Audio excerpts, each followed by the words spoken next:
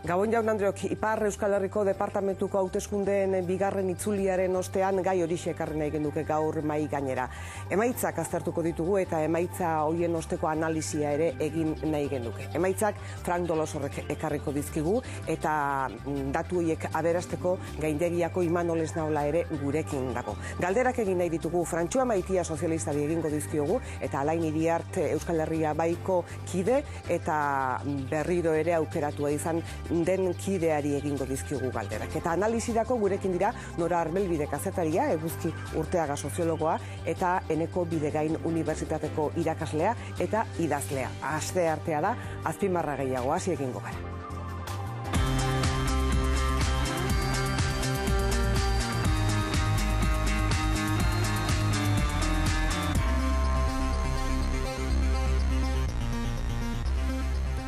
Eta besterik gabe lehenik eta behin Baiona aldera egingo dugu. Baionan zai dago Frank Dolosor gure lankidea. Frank Dolosor, Gabon eta ongi etorri. Gabon Maialen. Eta iruditzen balen bazaizu, emaitza hoiek azaleratuko ditugu lehenik eta behin, eta ondoren zuri hauteskunde hauen ostean azpimarragarriak iruditzen zaizkiguzunak. Gogoratuko dugu lehenik Ipar Euskal Herriko 12 kantonamenduetatik 8 zentro eskuinak irabazi zituela hauteskundeak, 3 barrutitan Alderdi Sozialista izan zen bozkatuena, Hendaian eta Baionako 2 kantonamendutan eta azkenik EH Bai bakarrean Aturri Errobin. Parte hartzea ezen biziki gora izan Ipar Euskal Herrian 2 herritarretik batek ez baizuen bozkatu. Horiek Ipar Euskal Herriko emaitzak eta goazen orain Pirineo Atlantikoetako departamentuko emaitza nagusiak ikustera, bertan ere zentro eskuina nagusi 16 kantonamendutan, Alderdi Sozialista 10etan eta EH Bai bakarrean, honen bestez sozialistek azken 4 urteetan lehen aldiz izan zuten agintea galdu dute. Azpimarratuko dugu EH Bai 3. indar gisa gertu zela lehen itzulian, 5 kantonamendutan gainerat bigarren itzulirat pasa zen. 12 kantonamendutan 17.000 eta 700 boz bildu zituzten, eta hori lehen itzulian, eta bigarren itzulian 25.000 eta 300 boz pasa, Ezker Anitza Zabala, beraz bildu da Ezker Abertzalearen inguruan, eta hori ezen inoiz ikusi. EH Bai 3. indarra beraz lehen itzulian, baina atzetik eta aski hurbiletik ere Fronte Nazionala lehen aldiz aurkezten baizen 12 kantonamendutan. Gogoratuko dugu 24 Euskal Kontseilari nagusien artean 12 emazteak izanen direla lehen aldiz lege berriari esker, eta azkenik 24 hoien artean 4 euskaradunak ditugula Maialen. Ongi da, Frank, berrehala izango gara berriz ere zurekin, eta lehen txago esan dudan bezala galdera asko badauzkagunez, Alain Iriart eta Frantxoa Maitia ere gurekin izango dira. Bitartean Imanol Gaindegia, Gabon eta ongi etorri. Joan den astean egin genuen, baina pentsatzen dut gaur gaugan egitea ere interesgarria izango dela. Ego aldetik batez ere hobeto ulertzeko departamentuko hauteskunde hauetan zer den kantonamendua eta ze adierazgarri berezi dituen hauteskunde honek. Bai, kantonamendutako hauteskundeak azkenean dira, Frantziaren lurralde unitate bakotxerako, esan dezagun, erabakigunea edo kontseilua, kasu honetan, Pirineo Atlantikoetako kontseilua, PABeko kontseilurako ordezkariak izendatzeko. Beraz, lurralde eremu bakoitzak izendatzen ditu bere 2 ordezkari. Kasu honetan, Ipar Euskal Herrian, esan bezala, badira 12 kantonamendu, lehendik 24 ziren, 12 etorri dira urten, eta 12 horietan bakoitzak bere 2 ordezkariak hauteratzen ditu. Beraz, kantonamendua hauteskunde barruti bada, bozkatzeko barruti bada. Ez dauka beste zerarik, hemen dugu nolabait ere begien aurrean jarrita kantonamendu bakotxa, eta kantonamendu bakoitzan zein den erreferentziazko udalerria, ezta? Eta hor ikusten dugu, kostaldeko herria handietan noski Angelu badugu alde batetik, Baiona 3 emana da, baina Baionaren zati handi batek Angelu ere hartzen du, Miarritzek, gero Hendaiak badu berea, Uztaritz, eta gero Baigura Mondarrain bestetik, eta Aiturri Errobi, ja, barnealdera goaztela, eta azkenik, mendialdea eta Bidasune aldea, ezta? Beraz, hori esan da, ere, Maule eta mendialdean, Maule eta Baigorri, Donibane Garazi dira erreferentziazko zelak, ezta? Bidasuneren kasuan, nolabait ere, Amikuze inguru horretan, Donapaleu, eta erdialdeko lurralde horretan, Baigura Mondarrain, Azparne. 12 kantonamendu, eta tamainaz ezberdintasuna, baina arrazoi bat ere bai horren atzean, hain zuzen ere, beste oreka batzuk bilatu izan direlako. Hori da, nolabait ere saiatu dena estatua kasu honetan eta Alderdi Sozialista gobernutik izan da, haien arabera behintzat, lurralde unitate bakoitza bestearen ondoan antzekotasunak tamainaz eta biztanle kopuren aldetik antzekotasunak izan zitzan, nolabait ere ordezkari horiek eramango zuten zama, bere lurraldearen zama antzekoa izan zedin, ezta? Gero hor kalapitak ere izan dira, eta behar bada gure adiskidek horra aipatuko dituzte, ze interesekin eginak izan diren, Max Brisonek berak ere salatzen zuen nolabait ere, hor egon dela interes bat Alderdi Sozialistak bozka gehiago metatzeko, ikusiko dugu, baina egia da, beraz, hauteskunde barrutiak dira eta Pabeko kontseilurako ordezkariak hautatzeko dira. Nire ustez garrantzitsua. Ara doazen kontseilariek bere lurralde hautatzen dute, beraz, bozkatzen duenak hautatzen du bere lurraldeko ordezkaria. Ez du hautatzen alderdi baten ordezkaria. Eta horrek elementu hori hegoaldetik begiratuta desberdin ikusten da. Hemen alderdiak du nolabait ere zama eta alderdiak eramaten du aldarrikapena. Honetan, nolabait ere, individuo edo ordezkari bakotxak ere badarama bere lurraldearen zera eta konfiantza horrekin emate zaio bozka. Gero emaitzak aipatzerakoan, ikustot horrek jokoa ematen duela hautagai bakoitza jaso duen babesa ere ulertzeko orduan. Eta gero, esan behar dena, kantonamendu hauek ez dute Ipar Euskal Herria zatitzen. Ez dute Euskal Herriko udalerriak ez dituzte nahasten beste zera batzuetan. Udalerri batzuk zatituak daude, baina ez dira beste batzuetan nahastuak. Baina Ipar Euskal Herriari lurraldeko herentzia bat ematen dute. Egia da, Jestatze eta Eskiula Biarnoko kantonamendutan sartuta daudela, baina beste alde batetik Ipar Euskal Herriko zelak kantonamenduek ez dituzte hartzen beste lurraldeak. Beraz, hori irabazi da, behar bada, kantonamenduen berrantolaketa honetan, eta beraz, Ipar Euskal Herritik doazen ordezkari horiek nahi izatera, lurralde instituzio baten aldarrekapenaren inguruan nahi izatera, pabera eraman dezakete adostasuna dagoenean, ahots bakarra, Ipar Euskal Herriko premiak. Eta, esan behar dugu, ez zuzen ere, kontseiluak, Pirinio Atlantiko kontseiluak lantzen duena, batez ere lurralde politika dira. Errepideak, eskola eta azpiegituren mantenuak, eta alakoak ingurunea, eta alakoa. Beraz, lurraldearekin oso lotutako auziak. Ez da, beraz, esan ezagun politika fiskala erabakitzeko eremu bat. Oso, beraz, herritarraren gandik oso hurbil dauden hainbat gauza erabakitzeko leku bat. Gertuko kontuak erabakitzeko tokia. Nor Arbelbide, kazetaria, Gabon eta ongi etorri. Gabon. Hasiera honetan, gero izango dugu gehiago sakontzeko aukera, eta baina bada zuk azpimarratu nahiko zenukeen zerbait, erantzi nahiko zenukeen zerbait, ze titular gehiago erantziko zenituzke hasiera honetan? Nik agian pixkat aipatu du Frankak beren abstentzioa. Azkar aipatzen da, baina bietatik bat kasik eta xuriak eta baliogabeak kodatzen badira, ez da joan bozkatzera edo eta egon da etxean edo bozkatu du xuri edo marraturik edo zakitze, bietatik bat. Eta anitz erraiten da eguneko hogeia, lehen itzulean agian joan da, bigarrenan ez da joan edo batzu alderantziz. Eta horrek analisia laguntzeko edo ez laguntzeko edo ustez askotan ahazten da, gutxi bozkatzen da. Ederkin, abstentzioari begiratuko diogu, parte hartzeari begiratuko diogu geroxago, baina mai gainean jarrita dago beste aldagarri hori ere, Eguzki Urteaga Gabon ta ongi etorri zuri ere, zuk hasiera honetan zer gehiago erantziko zenuke? Nik azpimarratu nahi nuke boto abertzaleak ezagutu duen gorakada bi itzulien artean, lehen itzulian 18.000 boto inguru lortu egin ziren, horrek aukera eman ziren alderdi abertzalei 12 kantonamentutatik 5etan sailkatzea bigarren itzulirako, eta ikusi da bigarren itzulian ere emaitza esanguratsuak lortu egin dituztela, 7.000 boto irabazi dituzte bi itzulien artean, eta horrek esan nahi du lehen itzulian abertzale bozkatu ez zuten hainbat pertsonek, bereziki Frantziako ezker alderdietakoak, bozkatu egin diotela kandidatu abertzalei. Eta horrek erakusten du, ordura arte zegoen agian muga psikologiko hori pixkanaka gainditzen ari dela, eta hori etorkizunari begira oso importantea izan daiteke, zeren behin pertsona batek jada kandidatu abertzaleen baten alde bozkatu badu, posible da etorkizunean ere antzeko zeuzerre hartatzen. Eneko Bidegain, Gabon, ongi etorri zuri ere.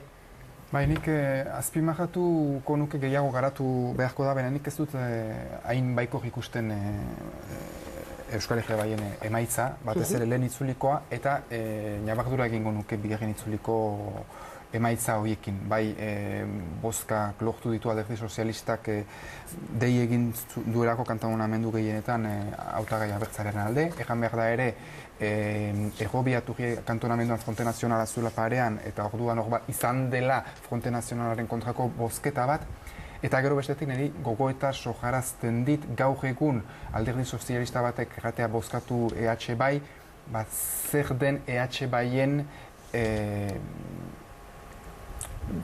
arriskua Frantziarentzat, ez? Behar ikusten dute, ez dira hain txarrak, ez? Orduan, gogoeta, beste alde batetik begiratuta, kezka batzuk betere sortzen dizkizu. Sortzen dizkizu. Alain Iriarterekin hitz egingo dugu, berari hainbat kontu galdetuko dizkiogu, baina gero abertzaletasunak jaso dituen boto horiek ere aztertuko ditugu lasai, eta Eneko Bidegainek mahai gainera ekarri dituenak ere izango dute bere tartea. Baionara goaz berriz ere esan bezala, Alain Iriart, Gabon eta ongi etorri. Gabon. Lehenik eta behin eskatuko nizukena da, hauteskunde bigarren itzuli honen ostean zure balorazioa egitea gertatutakoaz? Bigarren itzulian, eskoindarrek dutela poderea berriz hartu pauen, baita ere eskolegian, eta sozialistek eskolegian hiru kandidatu izanen dute pauen ordezkatiak, eta eskolegia baiek batio. Eta nik azpi marratuko dut abertzalek, lehenbiziko itzulian, kolpe handi bat pasatu dutela, pentsatzen dut jendek kontutan hartutuztela abertzalek proposatzen zituztenak, egun guzietako problemak aipatu ditugu, bai lana, bai egoitza, bai garraioak, bai eskola instituzione bereziain beharra, eta lehen aldikotz, bigarren itzulean izan dira abertzaleak, kalifikatuak, eta hor ere emaitza onak, eta hor ere jendekin lehen aldikotz hori pasatu da, pentsatzen dut ezker bozkatzen zuten jendek ere guetako bozkatu dutela lehen aldikotz, eta nik uste dut hori marka ona dela geroko. Beraz, baikorra da zuk egiten dezun irakurketa hauteskundeen bigarren itzuli honen ostean. Ez da gertatu Euskal Herria bain lehenengo itzuliaren ostean alako emaitzak lortuta gero agian ametsa pixka bat behetu egin dela edo? Hau baino gehiago... Ez dakit amets bat denez, mena diela 30 urte abertzaleak ez ziren ez presentatzen, eta orai huartzen aigira gue proposamenak baiestateak direra. Egun guziko errealitatea hori da, gue proposamenak azkartu dira, zabaldu dira, herritarekin mintzatzen gira, eta herritarek nolazpait konfientzia emaiten daukutera, nik hori dut atxikitzen, lehenbiziko kolpian eta bigarrenean, eta horrek esperantza emaiten du gauzen aldatzeko. Egiazko alternatiba bat proposatzen baitugu, eta hori ez dugu guk bakarrik eginen, mena bestekin, herritarekin, beste partido atzuekin ere, gauzak sutik ezari eta eskualeriko egoera aldatzeko. Biarritz Angelu Baiona ardatz horretan, oraindik ere Euskal Herria baik badauka zeregina eta badauka erronka horra iristeko, ezta? Bai, dudarik gabe bada ono lan egiteko, anitz aintzinatu gira barnekaldian, baina nuartu gira Doniane Loizune eta Ziburun ingurian ere gauzak aldatu direra, hirian gira, eta hor ere gue proposamenak oiarzon bat kandute, eta nik uste dut hauteskunde horiek plazaratzen dutena da eskolegiak behar duela instituzione berezi bat. Lan bat edera, abiata izan da, hautetxe kontselian, garapen kontseliarekin, eta gauzak emeki aintzinatzen dira. Eta ez dugu instituzione bat egiten, instituzione baten egiteko, baina jenden beharrer agaposto bat emaiteko. Eta nik uste dut hori dela baiestatia izan. Beraz, hauteskunde hauen emaitzak ikusita, zuk Frantziako gobernuari egingo zenioken apelazio nagusia, horixe da, instituzio horren beharrarena. Bai, dudarik gabe, elgarrekin azken urteotan, elgarrekin egin dugu. Hautetxeak lanian izan dira, agaposto bat izan da, gobernamendiak errandu, gu artean ikusi behar ginela herri elkargoen artean, nola zerbait iten ginenez eskolegian, eskolegiko instituzione baten xutik ezartzeko, eta gauzak abietia dira, eta emaitza horiek pentsatzen dut, hori baiestatzen dutela, mistan dela lana segitu beharko dela, hor bada memento berezi batean gira, eta gauzak aintzinatu dira, sekulan baino gehiago, eta hor ideologiotik praktikarat pasatu behar gira. Akor ginenez, eskolunak, elgarrekin zerbaiten egiteko, rapostia fite hori zanen da, eta nik ez dudadik egiten hori buruz joaiten giela. Euskal gatazkari eta bakegintzari dagokionez, zuek Ipar Euskal Herrian alderdien artean eta erakunde eta eragile ezberdinen artean lortutako batasun horretatik deia ere egin izan diozue, orain baino lehenago Frantziako gobernuari urratsak eman ditzan zentzu horretan, Frantziako gobernuak normalki Espainiako gobernuak esandakoaren oso burumakur jokatu du, edo zein kasutan uste duzu zuen haunditze honek, zuen azte honek aldatuko dituela gauzak zentzu horretan ere? Nik uste dut bakea biziki gauza on bat dela eskolegia indako, biztadena Ipar eskolegian, bena Hego eskolegian. Eta hor, armak pausatiak izan dira, herria prest da, bere herriain xutik ezartzeko, eta hori kontutan hartu behar da. Eta jendak prest dira lanian hartzeko, maruruski Espainiol gobernua eta baita ere frantses gobernua ez da aski aintzinatzen hori buruz joaiteko. Importanteena dena da eskolegia indako bakea, gauzak eraikitzen dira eta ez desegiten. Eta horiek uste dut orai eskolonak prest direra horren egiteko eta gure eginbidea da frantses gobernuekin lanian hartzen baigira, hemen baigira Ipar Eskolegian, horien eskuin edo esker izan diten, horiek ere urras bat egin behar dutela, zinez egiazko bake baten izaiteko eskolegian. Alain Iriart, sekula izan dituzuen emaitzarik onenak izan dituzue, ze erronka sortzen zaizkio Euskal Herria bairi emaitza hauek eskuartean dituela? Bai, azkarri emendatu gira, bai, gue responsabilitateak hartu beharko ditugu guk ere. Ordean, proposamenak egin ditugu, proposamen horiek konkretizatu behar ditugu, bai herriko etxetan, bai herri ekalguetan, bai paueko parlamentian, baita ere eskolegian, sortzen barima dugu gue instituzione berezia. Responsabilitatea, presgira responsabilitaten hartzeko, jendek konfentzia egin daukute, eta konfentzia hori atxiki behar du, eman behar dugu herritarrek guetako bozkatu dutener, eta herritar guzientzat eta azkenean eskolegiaren dako.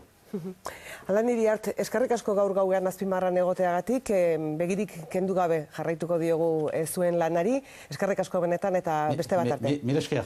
Eskerrik asko. Nora, ze azpimarra egingo zenioke Alain Iriarti?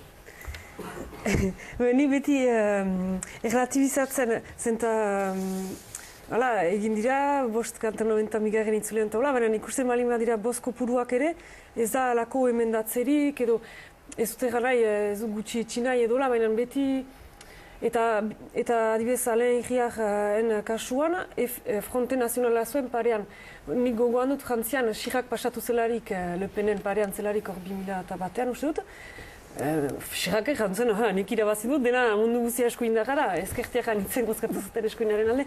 Ez dugu ere gauza berda errelativizatu, ez dut nahi, gero izan dira emaitza horiek, eta orain ikusiko, hori da, autu politiko bat da, erakustia poderean gauzak egin daitezkela, konfiantza egin, responsabilitateak hartu. Beste zerbait ere nahiko nuke aipatu, Alain Iriartekin bada emazte bat, eta biek podere bera ukanente. Bi dira, elgarrikin pasa dira, Fabian Aientza deitzen da, independente da, ez da EH bai etiketarekin, ez da biak bikote bezala orkestu diren, eta hori aipatuko nuke, eta bide batez emazteak aipatzen ditu da, beraz izango dira ere, 12 emazte gaur eskoalegitik, joanen direlak pauerat, eta kazetari bezala bizi izan dut, askotan gizonan gana joan gira, gu entera oartu gira astelenean emazte hainitzen argazkiak falta ginituela, ez ginakien nola zer, askotan emazteak ere bere burua ez zuen baitez bada sumitzen edo galderak, nik badakizu, asibirriana, ez dakitze. Eta hor ere gauzak aldatzen direla. Agian zailtasun handiagoak izango dituzu Euskaldunak topatzearekin. Hori Frankek egan du. Euskaldun gutxiago izango direlako, persona gutxiago dakitelako euskara orain joango direnetatik. Hori ere, hori betiko arazoa. Betiko arazoa. Pixkanaka aldatzen joaten den hori ere. Frank, Eguzki. Nik azpimarratu nahi nuke, lata guztiz ere, lehen itzulian lortutako emaitza honak. Lehen norak aipatu du, abstentzio maila oso altua izan dela. Eta konparatzen delarik, zerekin konparatzen da. 2011an soilik kantonamentuen erdiak bozkatu zuten. Eta 2008an beste erdiak. Eta 2008an parte hartzea 15 puntuz altuagoa izan zen 2011an baino. Alegia, datuak aztertzen direlarik eta konparaketak egiten direlarik kontuz egin behar dira maila horretan, eta iduritzen zait datuak bere osotasunean hartzea importantea dela. 2011an gogoratu behar da, 21 kantonamentutatik bakar batean abertzaleak sailkatu zirela bigarren itzulirako. Aurten, 15 kantonamentutatik bostetan sailkatu egin dira. Horrek esan nahi du, salto eta jauzi kualitatibo bat emana izan dela. Eta ikusten badira, lehen itzulian lortutako datuak, eta bigarren itzulian, hor ikusten da, Errobi Aturriko kantonamentuan hor irabazi egin duela 78%arekin, baina oso esanguratsua da lehen itzulian lortutako datuak. Alegia, EH baiko etiketarekin aurkeztu izan da 37%ko 80% lortu egin dute. Eta Alain Iriartek berak esaten zuen, igandean elkarrekin hitz egiteko aukera eduki genuen, lehen itzulian irabazi zuela eskainoa, azken finean. Zeren lehen itzulian parean eukibalu UNPko edo Alderdi Sozialistako kandidatu bat, bigarren itzuli askoz ere komplikatua eta zailago izango zen. Eta kasu honetan, lortu egin du azken finean, naiz eta EHBko etiketarekin aurkeztu, oso emaitzak lortu ahal izana, eta oso esanguratsua da ere, binomio bat osatzen dutela, eta biak direla alkateak, bata hiriburukoa, bestea beskoitzekoa, eta oso notabilista den sistema elektoral batean, bere biziko garrantzia dauka. Eta zentzu horretan, eta bigarren puntua izango litzateke, Alain Iriartek oso ondo ordezkatzen du, oso ondo ulertu du sistema elektorala nola funtzionatzen du. Alegia, sistema elektorala da eskrutinio majoritarioa bi itzulitan. Horrez esan du, lehen itzulian zure alderdiari bozkatuko diotenak zure alde egiten dutela, baina bigarren itzulian 40% baino gehiago bat behar duzu zure izenean. Eta horrek suposatzen du, kapazitatea eduki behar duzula hauteslego berri bat erakartzeko. Eta orduan, zure diskurtsoa ezin daiteke soilik mugatu zure alderdiaren diskurtso bati, bezik eta zu gauza bat representatu behar duzu eta beste publiko batzuk erakartzeko gaitasuna eduki behar duzu. Eta iduritzen zait, Alain Iriartek horretan aitzindaria dela. Eta abertzaletasunak etorkizunean hautetsi gehiago eduki behar nahi baditu, horrek suposatzen du joko elektoral hori menperatu behar duela eta joko elektoral horren ondorioak atera behar dituela. Eneko, besa zerbait erantzen nahi, Frantxoa Maitiaren gana egin behar dugu berehala, baina labur. Bai, ez, gauza asko erantzin nahiko nituzke eta puntu askori erantzun nahiko nuke Eguzkik egan duenari, baina uste dut gero hartuko dugu. Gauza askotan osoki desadostasunean dagoelako. Orduan gero hartuko dugu denbora nahikoa kontu honi buruz hitz egiteko, Frantxoa Maitiaren gana egingo dugu gure zaidago eta Baionako gure egoitzan Frantxoa Maitia Gabon eta ongi etorri zuri ere. Gabon zuri, Maialen eta entzule guzieri. Eskerrik asko berriz ere gurekin azpimarran egoteagatik, Maitia jauna. Bai. Alderdi sozialistak Maitia jauna behera egin du nabarmen Baiona osoa eta Hendaia zuen esku mantentzea lortu duzue, baina behera nabarmen. Zer nolako hausnarketa sortu du Alderdi sozialistaren barruan honek? Bueno, orokorki eranginezake zazpi ginela iparaldetik paueko kontseilu orokorrian, biga ez ginen berriz presentatzen, Arno Villeneuve atarratzekoa, eta ni garazin. Eta ororen buru, 6 kontselari igoriko ditugu pauerat, galtze tipia. Baina botz emaitzetan egia gilakada bat haundia ukandugula eta partikulazki barnekaldian eta mendialdean segurazki. Beraz, galtze txikia izan dela esango zenduke hala ere? Hau da, badakit ordezkari kopuruan ez dela hain nabarmena beheraka da, baina gainerakoan nabarmen xamarra da. Alderdi sozialistak hausnartu beharko du egoera hau iraultzeko zer egin behar duen, Maitia jauna. Bistan da, gauza berezia ukandugu hauteskunde hauetan, sozialistak abertzaleen gihiletik gelditzia 5 kantonamendutan. Gauza hori etzen behin ere gertatu, eta beraz, emaitza berri hunek sortuko ditu biztan da, hausnarketa asko. Baina orokorki, Frantzia mailan sozialistek gibelerat egin dute, egoera biziki zaila delakoan, frantzesek konfiantza galdu dute sozialist agintarietan, eta horrek ere eraginak ukan ditu iparaldean biztan da.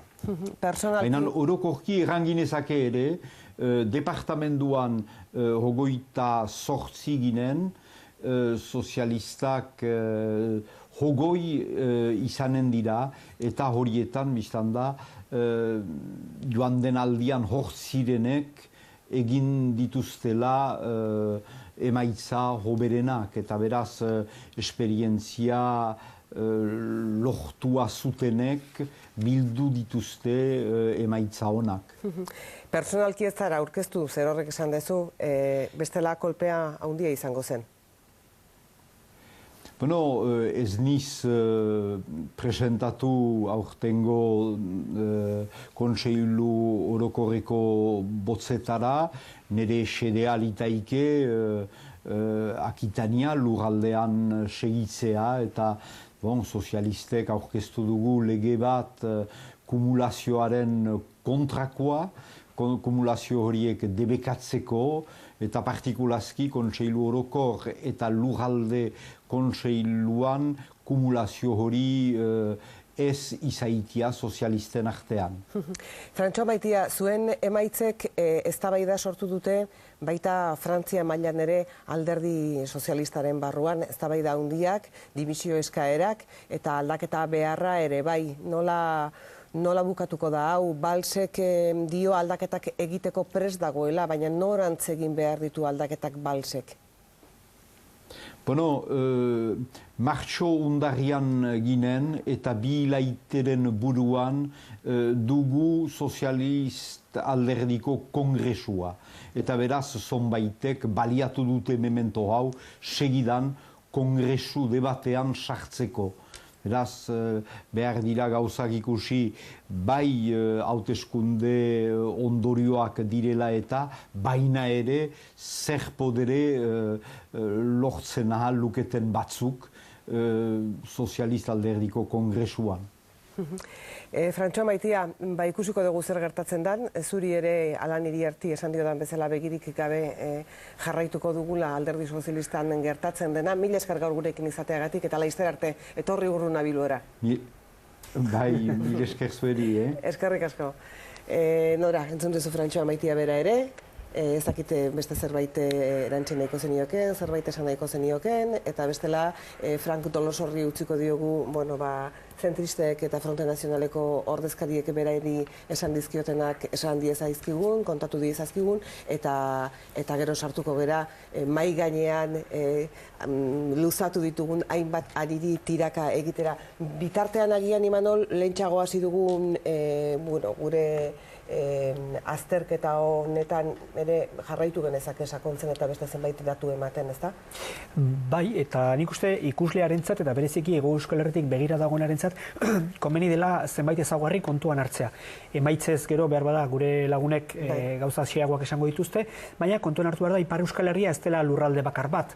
Esan nahi dut azkenean baitula eremu desberdinak, eremu bat oso gotorra dugula Baiona, Angelu, Miarritz inguruan eta gotorra ez soilik bertan biltzen delako Ipar Euskal Herriko biztanleriaren 3 laurden. Horrezaz gain, gainera, bertan biltzen direlako, behar bada, errenta maila jakin bateko jendeak, edo jatorriz, behar bada, Ipar Euskal Herrian sortuak ez direnen multzorik handienak. Beraz, alde batetik, non dagoen bertan sortutako biztanleria gehien, oso kontuan hartzekoa da. Beste alde batetik ere oso kontuan hartzekoa da zein inguru diren urbanoenak. Azken batean, inguru urbanoenak daudelako lotuen nahi baduzue, Frantziako joera politiko, sozial handienekin, eta behar bada urbanoenak ez direnak bertako errealitateari lotuago, ez da? Beraz, hori ikus dezagun alde batetik, biztanleriaren jatorria bestetik, gero, kontuan hartu behar dugu eraberean ere, errentak, ez da? Esate baterako, errentak, eta Ipar Euskal Herrian, behar bada hasieratik esan behar nun zerbait, gaur egun ja 3 lurralde funtzionala aipatzen dira, ezta? Hori ez da ez guk gaindegian bakarrik, baita ere merkataritza ganbarak dio badela kostalde bat, badela barnealde bat eta erdian ari dela sortzen bitarteko zonaldea deitzen den gauza bat, nolabait ere kostaldetik 21 kilometroko eremu horretan, bestea Alain hiri arte garaipena lortu den leku horretan, non biltzen ari diren, kostaldean lan egiten duten profesionalak, familia gazteak, eta nolabait ere, kostaldean etxea erosi ezin izan duen beste hainbat ere, eta azken batean hor ikusten dugu, 3 zonalde horiek, barnealdea, kostaldea eta bitarteko zonalde horretan, ikusten dugu, ja, zonifikazio sozioekonomiko interesgarri bat agertzen ari zaigula. Eremu urbanoenetan ditugu errentarik altuenak eta basuenak distritu desberdinetan bizitzen, beraz boto joera desberdinak eremu beretsuetan, eta bitarteko zonaldean aldiz, profesionalak. Errentari begiratzen badiogu, lanaren errentari begiratzen badiogu, bitarteko zonalde honetan daude errentarik altuenak oroar. Edo gorabera gutxien. Beraz oso zonalde, lurrari oso lotutako zonalde bat da. Behar bada barnealdean oso lotua lurraldeari eta nolabait ere identitateari, eta hau oso lotua bertan lan egin eta bizitzeari, eta horrek nolabait ere ja joera desberdinak erakusten dizkigu, adinagatik, besteak beste, bertan daukagulako ere, gaztetasun mailarik handiena, umeen ugalkortasun tasen aldeetik, eta abar, ezta? Beraz, badugu kostalde bat, hiriburu batzuekin zahartzen ari dena, eta gainera Frantziatik biztanleri asko hartzen ari dena. Badugu bitarteko zonalde bat, profesional jendea hartzen ari dena. Frantziatik hartzen ari den biztanleria ze adinetakoa da? Igotzen du edo jaisten du adin tasa hori? Bietari ditugu. Baditugu alde batetik erretreta hartuta garai batean etorritakoak, ongi bizitzera, lasai bizitzera etorritakoak, eta baditugu eraberean ere, kostaldeko enplegu eskaintzari jarraiki etorritako jende gaztea ere. Gogoratzen baduzu datu bat, Ipar Euskal Herrian eta bereziki kostaldeko herriaetan, erdia 25-35 urte bitarteko jendea, lanera etorri den horiek, ez direnak bertan sortuak, erdia baino gehiago dira Frantzian sortuak. Beraz, oso faktore garrantzitsua da, zain zuzen ere, etorkizuneko botantea, bozka emango duena, hiri Angelu, Miarritz, Baiona, inguru horretan, multzo horretakoa izango da. Ez da Euskal Herrian sortua izango. Beste gauza bada, eta hori behar bada gure gonbidatuek baieztatu beharko digute, gero eta euskaldunago sentitzen direla, eta behar bada departamentoaren aldeko aldarrikapenak ere sortu duela bertako politika pragmatikoi begira eta alako grina bat, identitate kulturala zaratago doana, eta lotzen duena, ez da? Ikusiko dugu. Beraz, Ipar Euskal Herrian lurralde desberdinak, eta kategorizazio sozioekonomiko eta profesional desberdinak. Eta hori emaitzetan gero ikusten da. Baiondara goaz berriz ere, Frank Dolosor zai daukagulako, eta berari azken 2 ahots eskatu behar dizkiogulako zentristena eta Fronte Nazionalarena Frank Dolosor Alain Iriarte eta Frantxoa Maitia entzun ondoren nahi duzunean. Bai, Maialen, gogoratuko dugu zentro eskuinak irabazi zituela hauteskundeak 4 urte geroago agintea berreskuratuko du beraz, zentro eskuinak arreta eman nahi die baserri guneei, beren ustez ezkerrak hirientzat lan egin baitu, bereziki hortan desberdintasuna zentro eskuina eta ezkerraren artean Pepe Lamirando kontseilari nagusi entzuten dugu. Bortuko aldian eta zon rural delako hoien eta hunhartzia. Eskerak eta utzitu eta bai herri handietan politika ezari du eta behar handia bada, baina ikusten dugu gure lurraldietan heben Bortuko aldian ez batugu lantegiak laguntzen. Gaztiak heben laguntzen heben egon ditin eta laborantza laguntzen. Ez dakiat zeri buruz jatekin, estadua gibela iduk eta uste diat, nik departamentia den herrietaik eta jentetaik urbilena, huianena, eta hori ene ustez gure lana dukek ebentik aitzina eta presgituko horren lantzeko.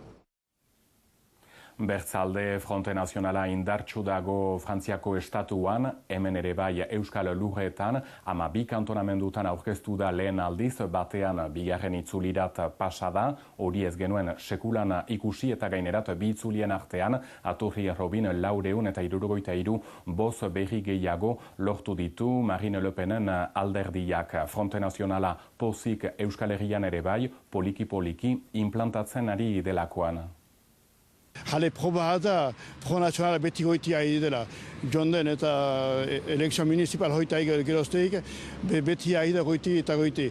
Beraz, bada zerbait eskaz, eskualerian, eta oaiko politikak ebeiten ez duena. Beraz, gu hori da, gauza eta errebestien eta emiteko jender, deneri izan diten eta jende adinekori izan diten eta langileri. Hauteskundeak pasa dira eta etzi Pirineo Atlantikoetako Departamentuko Kontseilu Nagusiaren presidente berria hautatuko dute Pauen, Jean-Jacques Lasser zentrista izanen da, ezaguna da, senataria baita denbora berean, iparraldeko hautetxien kontseiluko presidentea ere bai, 2001-tik 2008-rat Kontseilu Nagusiko presidentea izan zen jadanik, orain galdera airean hortxe, lurralde elkargoaren sortzearen alde agertu baita argiki Lasser hori oposizioan zelarik, orain agintea berreskuratuko du eta beraz galdera hori luzatuko diogo hori hortzegunean Pauen eta oraingoz hemendik Baionatik bertzerik ez. Gabon Maialen. Gabon Frank, mila esker gaur ekarri diguzun informazioagatik, hauteskunde kanpaina luze honetan ekarri diguzunagatik, lehenengo itzuliaren ostekoagatik, ogi pasa oporrak deskantzatu eta badakizue berriz ere azpimarrara. Gabon. Iruditzen balema zaizuen mai gainean jarri ditugun gai guze pila bat, ordena pixka batekin eta errepaso egiten hasiko gara. Parte hartzea eta abstentzioa norak jarri du lehenik eta behin mailan, ez dakit beste zerbait erantzi nahi zenuken, eta zuek berari zerbait gehiago esan nahi diozuen gai horren inguruan, nora? Edo agian alderantziz zura egon dira... Nahi duzuen bezala, Frank, eneko eta... Bueno, abstentzioaren inguruan egia da, abstentzio handia izan dela beste hauteskundeekin konparatuta, 2008arekin bereziki. Eta horrek garbi mesede egin dio Euskal Herria bairi. Normalean, abstentzio handia baldin bada abertzaleei mesede egiten zaie. Hala ere, abstentzioaren kalte batzu ere jasan ditu Euskal Herria baiek zeren eta bozka kopuruak ikusten badira 2008 eta 2011koak gehituta konparatuz 2015arekin zenbait kantonamendu multzotan galera askia handia izan da kasik denetan salbu ioldi amikuse bidaxune ere muhtan bozka gehiago izan du Euskal Herria baiek eta naiz eta ahul izan oraino, bozka kopuruz igo da, Baionan genu eta miagitzen. Zehazki 570 boz gehiago. Kopuru orokorrak hartuta, lehen itzulian Euskal Herria baik egin zituen, lortu zituen 17.000 bozka baino gehiago, gehitzen baldin badizkiogu hori, Aleiri artek lortu zituen bozak duela 7 urte, anitzez gehiago lirateke orduan gorakada izan beharrean, berakada. Gertatzen Aleiri arten kasuan, abstentzioak haintxegok min handia egin dio, Euskal Herria baien etiketarekin aurkezteak behar bada, baina mesede handia egin dio ere orain arteko kontseilari nagusi izateak, eta hautagaitza ireki baten autua egiteak. Orduan, autu taktiko horrek ere mesede egin dio. Orduan, hor, pixka bat, irakurketa zailtzen du bederen ikusi nahi dugu abertzaletasunaren indarra. Eta azkenean, hauteskundeetan ateratzen da mapa bat, hauteskundeak komplikatuak dira, ez dira Imanolek egan duen bezala, hegoaldean bezain alderdi bati lotuak edo zerrenda bati lotuak, hautagaiari lotuak dira askotan, eta horrek komplikatzen duan irakurketa. Beran gaur egun, zein da abertzaleen indarra duela 8 urte, duela 10 urte, 20 urte konparatu da, edo zein izan da bilakaera, eta niri horrek sortzen dit bereziki kezka, bilakaera ez dela hain handia.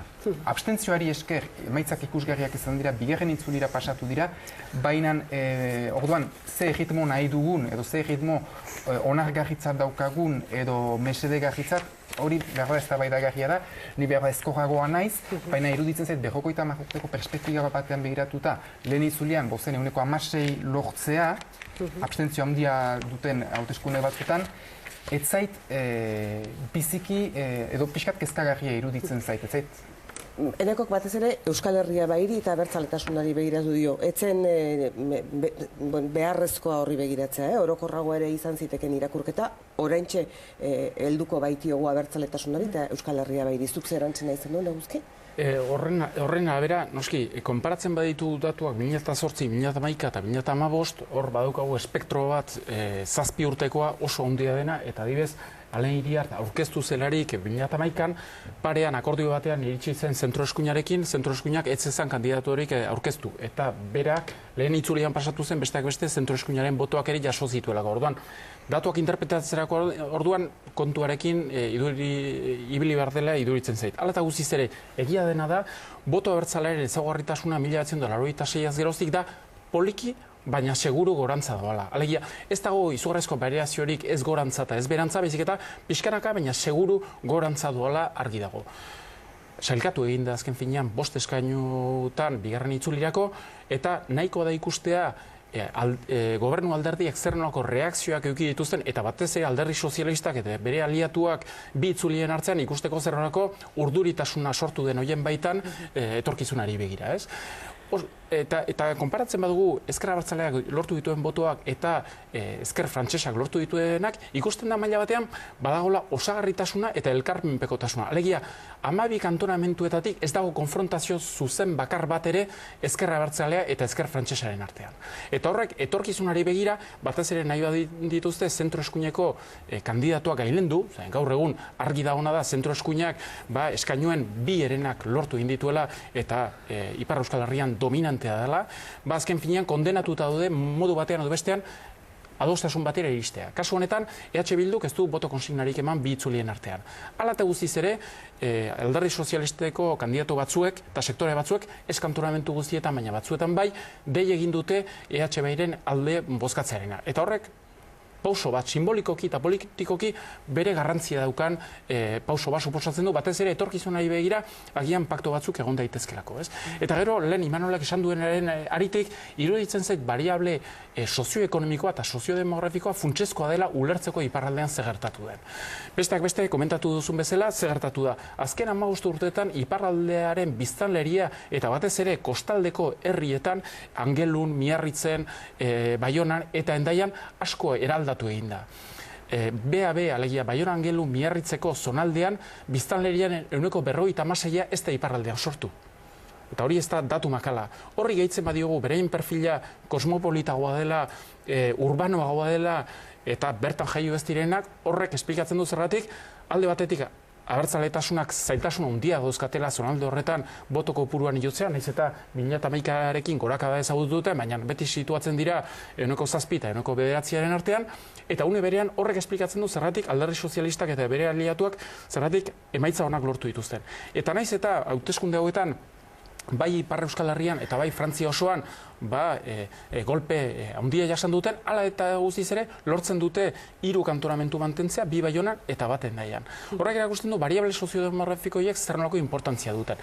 Eta une berean bere biziko importantzia daukate Frente Nazionalaren aldeko bozka ulertzeko. Zeren 13,25 lortu dute iparralde osoan lehen da biziko itzulian. Eta horrek suposatzen du azken binean, boto lokala bilakatzen ari dela. Orain arte konsideratzen zen iparraldea maila batean babestuta zegoela demokrazia kristauaren influentzia zela eta ez. Baina hor ikusten da pixkanaka bere representazioa lortzen duela eta iparraldeko kantonamendu gehientsuenetan 110 gainditu ere egin duela. Horientxe hitz egingo dugu Fronte Nazionala zer egin zer erantzun nahi duzu? Nik azpimarratuko nuke hautagaiak azkenean lurraldeko hautagaiak direla eta nolabait ere jendeak konfiantza ematen diola persona horri. Horrek zer esan nahi du, azken batean lurralde politikak egitera doazenean, espero dela haiengandik euren kantonamendurako, euren lurralderako ekarriko duela zerbait. Eta horrek izugarri aldatzen du hautatzeko modua. Udal hauteskundez hitz egin genuenean eta antzera altzeko taldeak geunden mailan esaten genuen, ezta, botoa Ipar Euskal Herrian oso pragmatikoa da eta oso erantzuten dio personei eta egitasmoei. Ez behar bada kontsigna orokorrei. Eta honetan ere berriro gauza bere ikusi dugu. Zer esan nahi du horrek? Azken batean, batetik, barnealdean lurralde politika jakin batzuen alde, batez ere berriak egin duten indarrek bozkan igotzea lortu dutela, pitike bada ere, eta era berean ere beste zonalde batzutan ez dutela lortu, ez zuzen ere diskursorik ez daukatelako txate baterako indarra bertzalek. Hiriburuetan eta lakoetan. Nora, beste zerbait erantzun nahi? Nabardura bat sozialistei begira, bai honan adibidez etxetu eta Aragon pasatu dira, baina Jean Grené eskuindarra eranen dugu, eta etxeto ezkertira, Grenetek deitu zuen etxeto bozkatzera, zeren eskuinaren izenean aurkezen zena Ugalda, bere etxaia mojatua da, eta beraz, ni ez nintzaikeari, zaila da kontatzea, baina etxetok eta ukar balin bat dituzte eskuineko bozu batzu. Erraiteko hor ere ez da, badira politika historioak ere ez da bakrik soziologikoa edo. Konforme, beraz, azpimarra garrantzitsua iruditzen zait hori ere, hegoaldetik hobeto ulertzeko iparraldeko sistemak beste gauza batzuk ere baliatzen dituela. Eneko, heldu dezaiogun abertzaletasunari eta lehen eguzkik mahai gainean jarri dituenaz, zuk esan nahi zen dituen nahiei. Bai, nik uste dut, eta Imanolek azkenik erranduenaren aritik eta gogo eta ez, egia da hemen lujalde politikak eta pertsonak ze ekarriko duen eskualde eremu horretara eta hoja behiratzen da, pertsona batekiko konfiantza, azkenean itxuran bederen ez du iduri oso hauteskunde politikoak direnik, baina horrek erakusten du azken finean Ipar Euskal Herriaren botere falta eta Paueko konseiluaren gaitasun falta botere bat izateko ere, edo Paueko konseiluak islatzen du Parisekiko menpekotasuna modu bikoitz batean. Batetik, legeak eta gauza seriosak Parisen egiten direlako eta Pariserako hauteskundetan parte hartzea handiagoa izaten da, eta bestetik, Pauek kudeatzen ditu zenbait eskumen, beren kudeatzen ditu, izan daiteke modu batera edo bestera nabardura batzu, baina funtsean ez da hor gauza zinez handirik jokoan edo urbileko hori, baina funtsean erri gisa aintzinatu nahi baldin bada, tresna horiek, erakunde horiek, eta departamendua konkretuki, erakunde menperatzaile bat da. Eta orduan, horrek egiten duen... Eta zuk zentzu horretan ikusten duzu, Euskal Herria baik momentu honetan ez dakit ordezkatu duena edo erakutsi duena, sistema menperatzaile horrekin bat eginda edo azaldu dela edo bat egindago azuk nahiko zenukeena baino? Gertatzen dena, hauteskunde horiek direla ia termometro bakarra neurtzeko abertzalen indarra zein den. Eta orduan, aurkeztu nahi izaten da, gainera baldintza egoki nahiko onak izaten dira abertzalentzat Frantziako legebiltzarrerako hauteskundeekin konparatuta, baldintza hobeak dira, eta orduan hor termometro hori bada, eta emaitza aski onak erakusteko aukera bada, eta ez da beste aukera handirik, ez? Eta emaitza hauek eta termometro honetan, eguzkik diona bezainonak edo zuk ez dituzu haino? Nik uste dut, momentu batean erri gisa ikusi nahi baldin bada eta entzinatu nahi baldin bada eta ambizioarekin jokatu nahi baldin bada, emaitzak asko hobeak izan beharko liratekela. Ia zenbait eskualdetan hegemoniko bihurtu beharko litzateke, baina batez ere, eta beste zailtasun bat sortzen da hemen Baionan Gelumiak izan, aipatu dira arrazoiak, baina arazo hori ez zaio aurre egiten, erraten denean beti, Alen Iriartek ere jandu, bai, honan gaizki, baina beste guztietan oso ongi. Nola egin beharko litzaioke aurre zure ustez, Endeko? Nik uste dut hor badela zinez, eta duela beste urte pare bat ere, uste mai honetan ejan nuela, gogo eta sakon, zabal, kolektibo bat egin behar da, pixkat pentsatzeko, zer egin da orain arte, zer egin da ongi, zer keztu emaitzarik eman, eta nola jokatu behar da, kontuan hartuta egoera hori guzia. Zenta gero azkenean, eta orain erantzuteko, pixkat guzik lehen astapenean ejan duen gauza bati, Alen Iriarten politika egiteko modua, eta pixkat abertzaleek erakutsi duten diskurtso ideki bat, eta hola, diskurtso ideki horrekin lortzen da behar bat jende gehiago horrengana heltzea, baina proiektu orokorrarekin, hildo orokorrarekin, eta herri ikuspegiarekin, eta zazpiak batekin, eta abar, bat egiten du jende horrek, edo bat egiten du izaera regionalista batekin eta euskal kutsu pixkat onartzearekin. Horrek ere pixka bat kezka sortzen dit. Eta bukatzeko sozialistek dei egiten dutelarik abertzalen alde, pentsatzen dut. Duela zenbait urte ez zuten dei egin, hori sakrilegio bat zelako, eta momentu baten Fronte Nazionalaren aurrean, eta niri ongi iruditzen zait, ezkertiar gisa eta zilegitasun ematen zaiolako abertzaren programari, bainan... Eta Fronte Nazionalari aurre egiten zaiolako. Bainan, errepublikanoen frente hortan sartzen da, eta abertzaleek helburua berez, Frantzia zatitzea da, eta orduan... Agustin. Nik esango nuke, ala eta guztiz ere, hor langa bat gainditu indela, ez bakarrik kopuruan aldetik, kualitatiboki ere bai. Bigarren itzulirako sailkatu delako, horrek esan edu, lehena edo bigarren indarra izan dela bost kantonamentuetan, baina behiratzen badira bigarren itzuliko datuak ikusten da bost kantonamentuetatik lauetan ehuneko 40 gainditu egiten doan, Bidasuneko kantonamentuan izan ezik. Baina adibidez, Donibane Loitzuneko kantonamentuan ehuneko 45 baina gehiago lortzea, hori oso datu esanguratsua da. Kontutan izanik lurralde hori historikoki zentro eskuinaren feudo bat izan dela. Eta ikusten bada Uztaritzen ere ehuneko 40tik gora gainontzeko kantonamentuetan ere bai, alegia hor badago jauzi bat. Eta oso esanguratsua da ikustea gainontzeko alderdiak zer egin duten, alegia naiz eta EH Baik ez deitu ez boto konsignarik eman bigarren itzuliari begira, ala eta guziz ere, alderdi sozialistak eta bere aliatuak hainbat kasutan dei egin dute abertzaleen alde bozkatzeari. Zerratik, ez ideologiaz egun batetik bestera aldatu dutelako, baizik eta ala beharrez. Eta badakitelako bai hauteskunde departamental hauetan, baina baita urrengo hauteskundeetan, zeren datoz, abenduan datoz, regionalak, horiek eskrutino mayoritario, eskrutino diferentea daukate. Baina gero, 2017an, legislatiboak datozte, eta badakite sozialistek boto abertzaleen sustengoa ez balin badukate, hainbat eskainu galtzeko arriskua daukatela, ez? Baina oro har eta lehen departamentuan eskumenari loturik, azpimarratu behar da, hori erreforma territorial baten baitan sartzen dela. Non, frantses gobernuaren asmoa dan, eskualdeak, regioak eta mankomunitateak indartzea alde batetik, eta beste aldetik ahultzea departamentuak eta maila batean ere udalerriak. Eta hor bai sartzen dela iparraldearen instituzionalizazioaren debatea.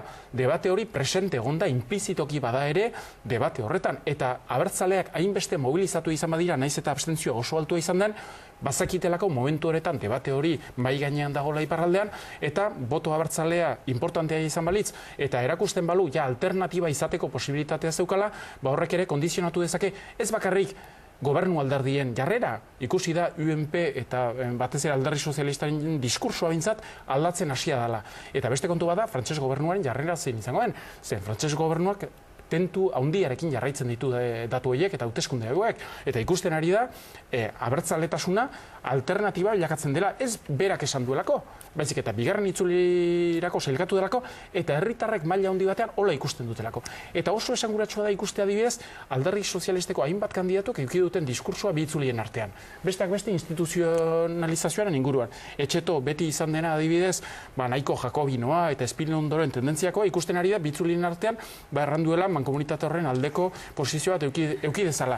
Alegia, jadanik azken hauteskunde municipaletan hauteskundeak gutxigatik galdu egin zituen. Eta kantonamentu hauteskunde hauetan, 52 baino pixka gehiago lortu du. Alegia, irabazi bai, baina tarte txikiarekin. Alegia, nik pentsatzen dut, etorkizunari begira, frantses ezkerreko alderdiak ja, hausnarketa sakon bat ere burutuko dutela, eta berein diskursoa pixkanaka bada ere moldatzen hasiko direla, baina erronka nagusia izango da iparraldean instituzionalizazioa. Eta horra azken finean algodoiaren froga hori izango da.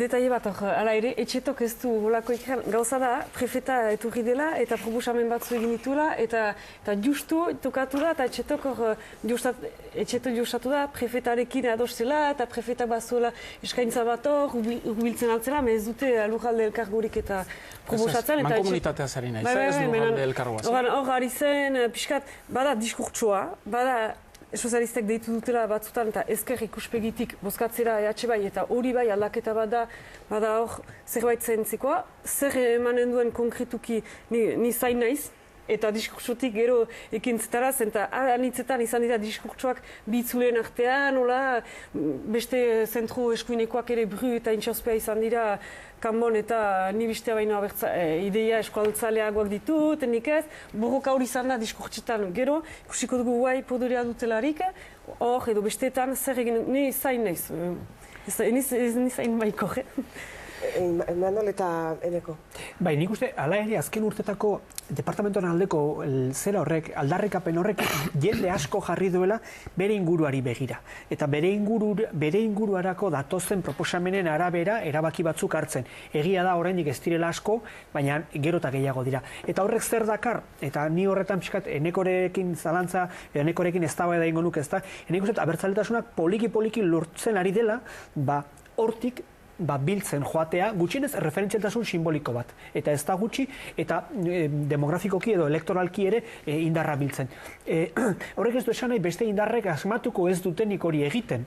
Eta hor ikusiko da berriro egin beharko dut. Hain zuzen ere, bertako utetxiak diren aldetik, bertako arazoi erantzunez, ere saiatuko dira erreferentzialtasun hori biltzen. Beraz, hor urrengo urtetan lurralde politikari lotuta lehia izugarria izango da. Eneko? Bai, mankomunitatearen inguruan ikuste dut, ala ere, etxeto mankomunitatearen aldea agertzea, azken mankomunitatea da gaur egun prefetak egin duen proposamen bat lurralde kolektibitateari ezezkoa errateko. Orduan, espero dut mankomunitatearen alde izatea, ez dugula kontsidatuko zerbait, kriston zera bezala, hori da, eskaera, gehiengo batek zuen eskaera bati ezezkoa emateko bide bat izan da mankomunitatearena, eta prefetaren alde izatea, Jakobino baten aldetik, guziz logikoa iruditzen zaitu. Bai, hau naiz, mankomunitatearen proposamen, egia esan, 4 proposamen izan dira, baina indar gehien hartu duena izan da, mankomunitate bat sortzea, zeinek hautetxe propioak lituzken, eskumen propioak, oraindik zehaztu gabeak daudenak, eta fiskalitate propio. Orduan, noski, lurralde kolektibitatearekin konparatuta, kompetentzia aldetik eta importantzia politikoaren aldetik gutxiago da, zeren lurralde kolektibitateak aurre ikusten zituen departamentu baten eskumenak gehi beste 8 eskumen. Orduan, maila horretan argi dagoena da, bigarren plana edo plan B bat izango litzatekeela. Hala eta guztiz ere, duela 2 mende iparraldea ari da momentu historiko determinatu batzuetan eskatzen instituzionalizazio maila bat, eta gaur egun daukan gauza bakarra da, 1997an, Buanei legearen onarpenaren ondorioz, PI edo herri bezala errekonozitua izana, alegia egitasmo lurralde bat bezala ezagutua dela, eta orduan horrek aukera ematen dio estaduarekin eta regioarekin kontraktualizatzeko eta politika publiko espezifikoak martxan jartzeko. Baina argi dagoena da, eta pragmatismoz bada ere, hainbat sektorek abertzaleak izan, ala ez izan, onartu badute edo begionez ikusten badute mankomunitatearen proposamen hori, da besteak beste, iparraldeari instituzionalizazioaren bidean lehendabiziko urratsa izango litzatekelako, marko bat ematen zaio, hautetsiak edukiko ditu, kompetentziak edukiko ditu, eta fiskalitate propio edukiko du. Eta gero, hainbat abertzalearen ametsa edo intentzio izango litzateke, pixkanaka mankomunitate horiek edukiko lituzken eskumenak handitzen eta edatzen joatea, ez? Pixka bat gorpuzteko eta mamitzeko. Aizue, zer horrek uste dut eguzki esan dezula Frantziako gobernuak intentuz begiratu beharko ditula abertzaletasunak eta Euskal Herria baik kasu honetan lortutako emaitzak, Iñaki Soto, garako zuzendariak Euskal Herria baik eta abertzaletasunak lortu dituen emaitzak kontuan izan da, hauxe da gaur dakarkigun hausnarketa.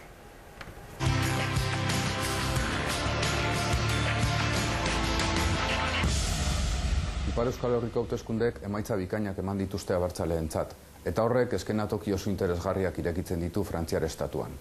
Estatu horrek izan ere Euskal Gatazkarik ez zeukala defendatu historikoki, eta hauteskunde batzutan 100% lortu arte, beraiek ez zutela Euskal arazoa, beraien arazo propio bat bezala ikusiko. Bueno, tira, gaur egungo hauteskunde horietan, abertzaleek boto zuzenetan 116 baino gehiago lortu dute, eta bigarren bueltan, Fronte Nazionalari aurre egiteko beste sensibilitate batzuk biltzeko kapaz izan dira. Ondorioz, orain arte estatuak izan duen jokabide zital eta beste alde batetik bildurti hori, beti espainolek egiten zuten horri jarraituz eta horrekin negoziatuz, ez da hemendik aurrera jarraitzeko bide egokia. Argi dago Ipar Euskal Herrian adostasun nagusiak daudela 2 puntutan. Alde batetik errekonozimendu instituzional bat beharrezkoa dela eta horretan estatuak zerbait eskaini egin behar du, orain arte egin duena inondik inora nahiko astelako eta aurrera begira behar hori jarraituko duelako mahai gainean, eta beste alde batetik Euskal Gatazkaren konponbidean. Aieteren bidean, hain zuzen ere Ipar Euskal Herrian egin diren urratsak, hegoaldean eman direnak baino aberatsagoak eta interesgarriagoak direlako.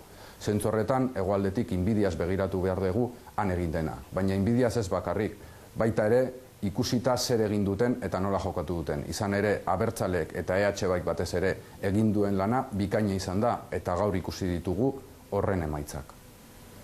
Iñaki Sotok, hegoaldetik egindako begiratua, ez dakit bat zatuzten, Nora?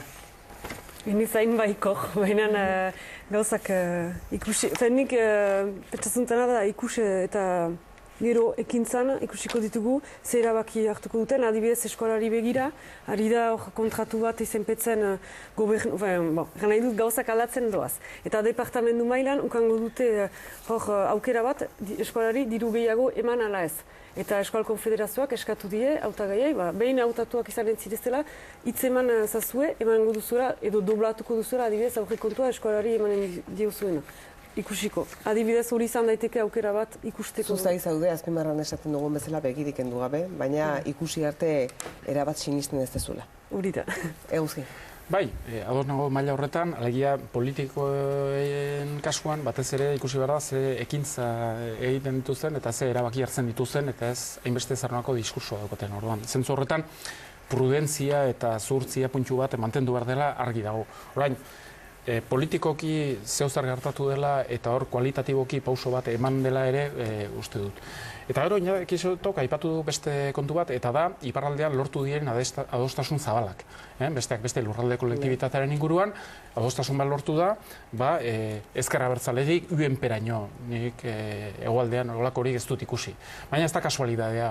Azken 20 urteetan gobernantza berri bat martxan jarri da, Garapen Kontseilua eta Hautetxeen Kontseilua sortu ziren 1994 eta 1995ean, eta pixkanaka horrek ahalbidetu egin du azken finean eragile ezberdinak, izan daitezela enpresak, sindikatuak, gizarte zibileko ordezkariak eta ordezkari politikoak batu egin dira elkarrekin hitz egiteko eta adosteko gaitasuna eduki dute, eta horrek aukera eman du azken finean adostasun batzuk lortzea diagnostiko amankomun batzuen inguruan, lehenik, bigarrenik helburu batzuen inguruan epe ertain eta luzeagora, alegia 5 edo 10 urtera, eta gero estrategiak diseinatu egin dituzte, eta horrek aukera eman du besteak beste, hitzarmen berezi batzuk izenpetu ahal izatea, eta baita ere adostasun zabalak lortu ahal izatea.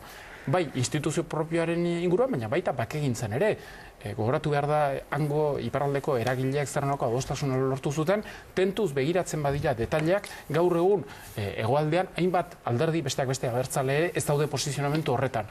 Eta dokumentu hori izenpetu zuten alderdi abertzaleak, baina baita ere sindikatu batzuek, CFDT bezalakoak, eta baita ere hainbat ordezkari politikok, zentro eskuinekoak besteak beste. Orduan, horrek erakusten du, gobernantza berri horrek aukera eman duela eta ahalbidetu egin duela kultura politikoa pixkanaka bada ere aldatzea.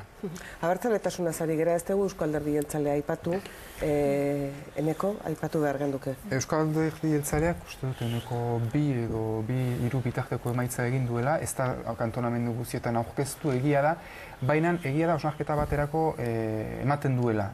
Bada 20 bat urte Euskal Alderdi Jeltzaleak badaukala egitura Ipar Euskal Herrian, gehiago ere, eta hauteskundetan aurkezten dela irregularkiz, badira orain urte batzu. Ez du lortzen egotzea, inundik ere, eta bitxi da.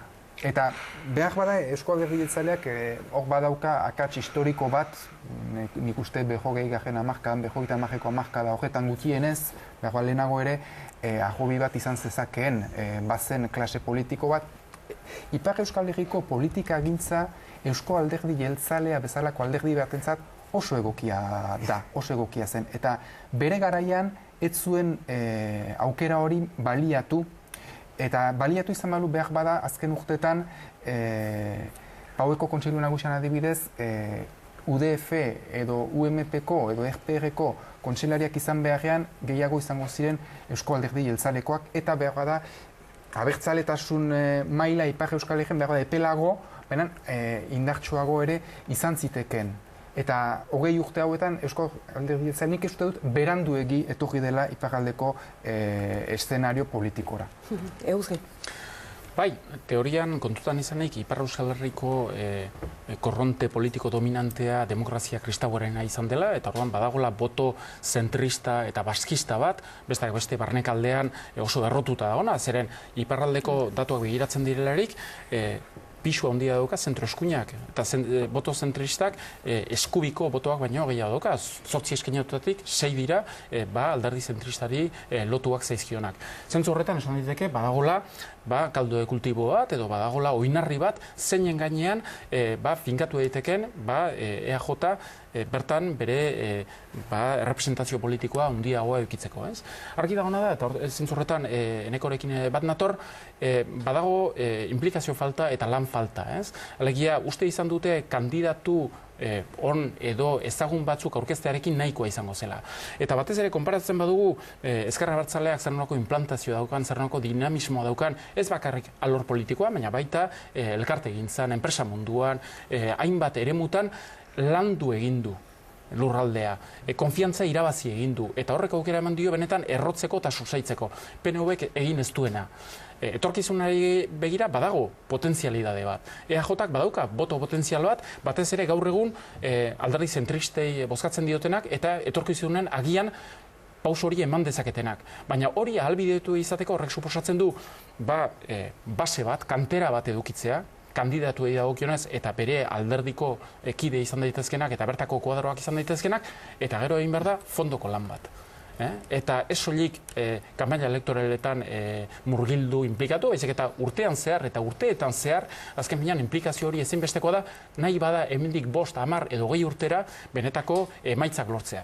Zeren hauteskunde hauetan 12 kantonamentuetatik 4etan bakarrik kandidatuak aurkeztu dituzte, 3 kantonamentutan 100% lortu dute edo ia lortu dute, baina iparraldeko konputu orokorrean 1,30 lortu dute. Alegia, potentzialki eduki dezaken hauteslegoa baino askoz ere gutxiago. Nik zaite hipotesi moduan esan daiteken. Nik bai ikusten dudala EAJaren hildoan bozka asko dela Ipar Euskal Herrian, bai kostaldean, bereziki barnealdean, eta behar bada beste eskaintza batzuk eramaten dutela konfiantza hori, urtetako lana edo ibilbideagatik, ez? Edo norarenik etorkizunen eta bereziki lurralde politika, bertako lurralde politikan zentratutako programak gauzatzen badira, nik ez nuke eninduteke harrituko, gertuko baliz, ez dakit ez, EAJaren hildoko kandidatura behar bada beste izen batekin. Esan nahi dut, bertako demokrazia kristauaren inguruko euskaltzale eta baskista gisako jendea biltzen duena, eta nolabait ere erantzun bat ematen diona bertako klase ertainari. Egia da, eta hauteskunde hauetan ikusi da, euskal kulturgintzaren inguruan eta bereziki gero ekonomiako esparru konkretu batzutan egin den lanak EH Baira bozka eman duela, eta hori Nafarroa bereko herrietan ikusten da. Zenbait herritan orain urte asko espero ez ziren emaitzak ikusten ziren. Azkenean hiriburu handietako boto bultzo handiek gailentzen dituzte herri txiki horiek, baina begiratuz herri joan da herri txikietan batzutan aipagarria da zer nolako konfiantza maila lortu duten EH Baiko hautagaiek. Eta ni horrek posten hau bereziki oso lotuta datorrelako hizkuntzarekin eta identitatearekin, baina horrez du nik ez nuke esango EAJaren gisako eskaintza batek ez duenik lekurik, eta gutxiagorik ere. Labur, biok, Fronte Nazionala hitz egin behar dugu eta. Bai, maiz hegoaldetik badago joera bat estrapolatzeko hemengo eskema iparraldera, ez?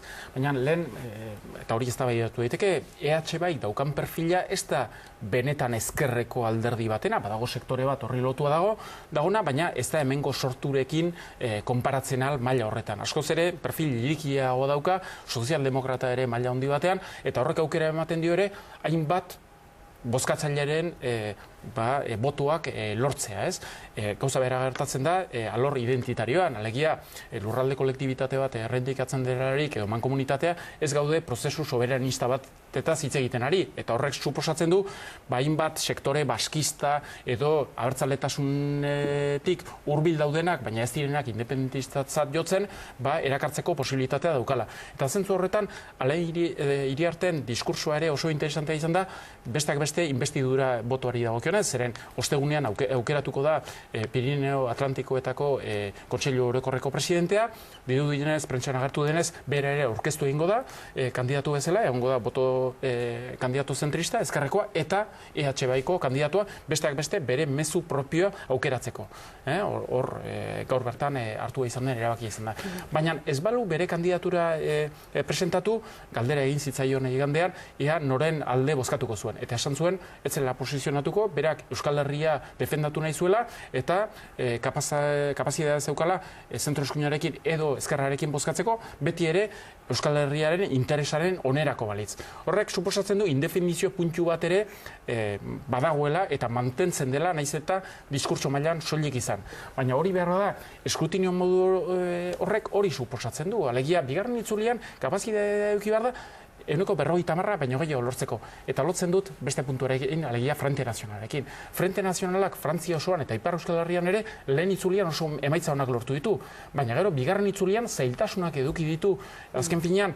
Ez zaite Frente Nazionalera joan, nekok beste zerbait erantzein nahi baldin badu ere, eta bagoaz Frente Nazionalera. Abertzaletasunaren inguruan azkeneko... Lana aipatu baita, eta ikusten da ere egiz-egi begiratzen badira emaitzak, kantonamendu batzutan emaitza onak, baina gero egiz-egi ikusten dira aldaketak.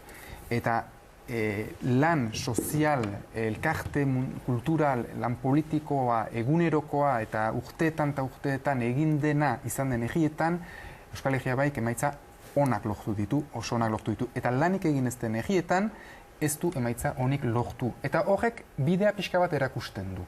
Eta azkenean, hauteskundetan anitz indar jartzen da, eta politikaren, eta Ipar Euskal Herrian bereziki politikaren, ez dute ganen hauteskundetan bakarrik jartzen dela indarra zeren, eta aipatu ditugun akordio horiek bake prozesuari begira, eta horrek lan handi eskatzen dute, lurralde kolektibitatearen aldeko dinamikak lan handia eskatzen du, baina gero hauteskundetara begira jartzen da, eta ikusten da emaitzak azkenean egia aldatzeko, eta egitarrak abertzaletzeko bide horretan alderdiek baino gehiago eragina daukatela egit bakoitzan egiten den azpiko lan horrek. Eta hori da oso importantea. Eta itzultzen ez Baionan gelu miagitzera, benen oso zaila da hor zerbait egitea, hain gara itoak euskaldunak, baina aldi berean indar gehiago izanen balitz ere, kanpotik heldu direnek beste viajera bat izango lukete.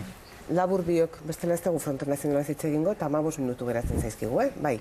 Nik lotuko nuke lehen esan dudanarekin, eta oraintxe enekaok esan dudanarekin. Alain Iriarten kasua ikusten bada, 2 legislaturan izan zen hiriburuko oposizioan, eta ondoren bigarren mandatua darama alkate gisa. Alegia, hor badago lan bat, sustraitze lan bat, legitimitatea irabaztearen lan hori, eta argi dagona da, ez da kasualidadea, kantonamendu horretan 2 alkate aurkeztu badira. Horrek suposatzen duen botuekin. Behiratu ditut lehen itzuliko datuak bai Beskoitzen eta bai Hiriburun. Hiriburun 156ak bozkatu dio lehen itzulian Alain Iriarten alde, eta Beskoitzeko alkateren kasuan 151ak bozkatu dio lehen itzulian. Alegia dira kandidatuak implantatuta daudenak, sakoneko lana egiten dutenak. Eta egia da, gaur egun asko hitz egiten da sare sozialetaz, marketing politikoaz, eta baina ez du ordezkatzen sakoneko lana, fondoko lana, zeren legitimitatea horri irabazten da. Detailetxo bat edo agian adierazgarri izan daitekena, Ziburun EH Baiek irabazi du ziburuta da unien bene lutzunen pasatu da Juza eta Dubarbier. Dubarbier hori da puluren asuenta, ikastola historio piskata ipatu dena emazte bada. Ziburun bere egian oposizioko leire lajasak gehiago egin du berak baino, eta ziburun EH Bai eta ari da alimaleko lana eramaten, eta agian horren adibide izan daiteke. Fronte nazionala zitzen nahi nuke, batetik bai Ipar Euskal Herrira begira, alde batetik, baina baita Frantziara begira ere, bigarren itzuliaren ostean Fronte nazionalaren porrota zitzen baita maila batean, baina okerrezpan nago, boto mailan bozkatu nahi izan da lehen itzulian, gero egia da ez dela momentu batean aipatu zen 25 horretara iritsi, edo zein kasutan nik ezakit porrotaz hitz egin naiteken datu horiek kontutan hartuta, eta gero egingo diogu azpimarra txiki bat Ipar Euskal Herriari dagokionez, Nora? Porrota baino da nola kontabilizatzen diren eta nola egiten den bigarren itzulian bi diren eta orduan horregatik ez bada pasatu. Ni Fronte Nazionalaz Ipar Euskal Herriari begira hasteko adierazgarria hor mugako herri batzu mugerren lehuntzen eta egiten dituzte hainitz boz bildu dituzte eta hor ari soziologikuki ez dakit nola esplikatu daiteken. Eta gero kazetari bezala, agian adierazgarria edo, biziki baziren gazte batzu, ez ditugunak inoiz ikusi, hor aurkeztu dira, eta telefona inoiz ez hartzen, beti bazen bozera mailere bat, deitzen zena, iratxet eta Baionan ere aurkeztu dena, eta berak dena zentralizatzen zuen, dena kontrolatzen zuen, eta besten telefonak hartu, inoiz ez hartzen, inoiz ez erantzuten, ez dira entzun bat ere. Beraz zen, hor, kazetari bezala, kasik nahi ginoen joan mintzatzerat, eta goazen eztabaidatzen edo galderak pausatzerat zer proposatzen duzu, zertan taula, eta izigarri zailak edo eskura zailak, eta beraz hor ez ote den itxura zerbait, nahiz eta berden kondutan hartu, eta lan jera hor den, ez dut lehen itzulian Frente Nazionala izan da, alderdi guztietatik kandidatu gehien presentatu dituena Frantzia mailari dagokionez. Horrek aukera eman dio besteak beste, 25 baino gehiago lortzea lehen itzulian. Eta horrek aukera eman dio sailkatzeko bigarren itzulira, 1000 kantonamentu baino gehiagotan Frantzia osoan. Orduan, noski, horrek suposatzen du base elektoral oso indartsua daukala, beste dozein alderdik baino garrantzitsuagoa, baina eskrutinio modu honetan, non den eskrutinio majoritaria bigarren itzulian, suposatzen da bigarren itzulian gehiengoa lortu behar dela. Eta horrek ikusi da, boto erreserbarik ez daukala.